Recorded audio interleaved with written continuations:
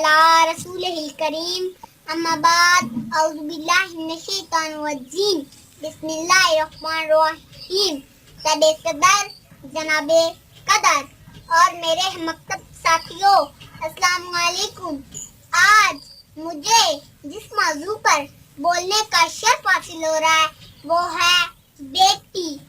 दोस्तों, याद रखना, बेटी रब की रहमत होती है और रहमत का कोई हिसाब नहीं होता। दुनियावी सी बात है कि जब बेटा पैदा होता है तो दुनिया वाले कहते हैं बाप की विरासत का वारिस पैदा हो गया है, और जब बेटी पैदा होती है तो लोगों के मुंह पर 12 महीने लगते हैं। आगे चलकर क्या होता है, बेटा विरासत बांध लेता है, बेटा माल बांध लेता है, लेकिन जब दुख दर्द की बात आती है तो बेटी आ जाती है। जब खिदमत की बात आती है तो बेटी आ जाती है।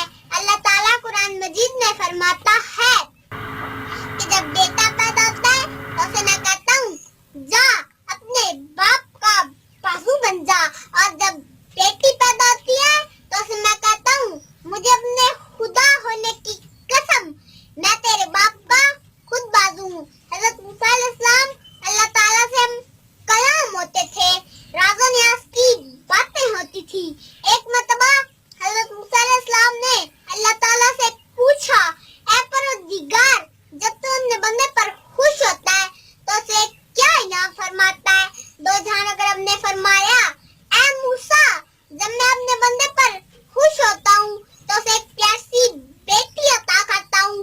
दूसरी बार फिर पूछा, ऐ परवरदिगार, जब तू अपने बंदे पर उससे ही ज्यादा खुश होता है तो उसे क्या इनाम फरमाता है? दो जहानों के रब ने फरमाया, ऐ मूसा, जब मैं अपने बंदे पर उससे ही ज्यादा खुश होता हूँ तो उसे दूसरी बेटी अता करता हूँ। तीसरी बार फिर पूछा, ऐ परवरदिगार, जब तू अपने बंदे पर बहुत ही ज्यादा खुश होता है तो उसे क्या इनाम फरमाता है? दो जहानों के रब ने फरमाया, ऐ मूसा, जब मैं अपने बंदे पर बहुत ही ज्यादा खुश होता हूँ और मेरी खुशी की इंतहा नहीं रहती तो मैं उसे तीसरी बेटी अता करता हूँ। हदीस नबी सल्लल्लाहु अलैहि वसल्लम है कि अल्लाह ताला ने जिस शख्स को 2 या 3 बेटियां दी, उन्होंने अच्छी तरीके से परवरिश की, तो क़यामत के रोज वो जन्नत में साथ ऐसे होगा जैसे 2 मियां। शुक्रिया।